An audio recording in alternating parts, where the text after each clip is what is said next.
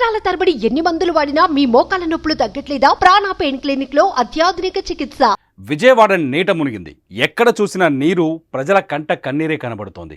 చరిత్రలో చూడని విధంగా నగరాన్ని వరద ముంచెత్తింది. కాలనీలు నీటిలో తేలియాడుతున్నాయి. 3 రోజుల నుంచి జలదిగ్బంధంలోనే విజయవాడ వాసులు చిక్కుకున్నారు. విజయవాడను చుట్టుముట్టిన వరద దృశ్యాలు ఆందోళన కలిగిస్తున్నాయి. ఎక్కడికక్కడే నీరు నిలిచిపోయింది. రోడ్లు, చెరువులను తలపిస్తున్నాయి. లోతట్టు ప్రాంతాలు నదులుగా మారాయి. సహాయ సహకారాల సైతం పడవలపైనే చేయాల్సిన పరిస్థితి ఏర్పడింది. నడుములోతు నీరు ఉండడంతో ఎవరూ బయటకు రావడం లేదు.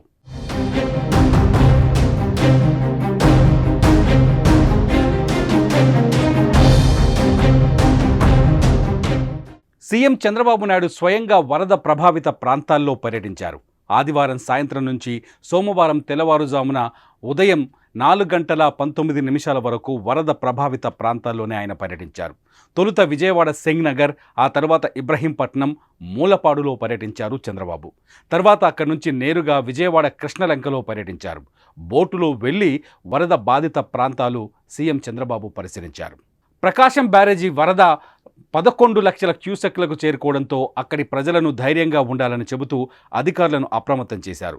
బాధల్లో ఉన్న ప్రజలకు ధైర్యం చెప్పారు. బాధితులకు ఆహారం, పాలు, నీరు, స్నాక్స్ సరఫరా చేశారు. మళ్ళీ కాసేపటి తర్వాత సోమవారం ఉదయం కూడా చంద్రబాబు అధికారులను అప్రమత్తం చేయడమే కాదు, ఆయన స్వయంగా ముంపు ప్రాంతాలను సందర్శిస్తున్నారు. సింగ్ నగర్లో చంద్రబాబు పర్యటించి బాధితులను పరామర్శిస్తూ వారికి ధైర్యం చెబుతున్నారు. ఆహారం, నీరు అందిస్తున్నారు. సమయం కొంచెం ముందు వెనక అయినా ప్రతి ఒక్కరిని రక్షించి తీరుతామని స్పష్టం చేశారు చంద్రబాబు. ఏకంగా సీఎం నిద్ర లేకుండా పర్యటించడంతో అధికారులు సైతం సహాయక చర్యల్లో అలసత్వం వహించకుండా నిమగ్నమయ్యారు. బాధితులకు సాయం అందిస్తూనే ఉన్నారు.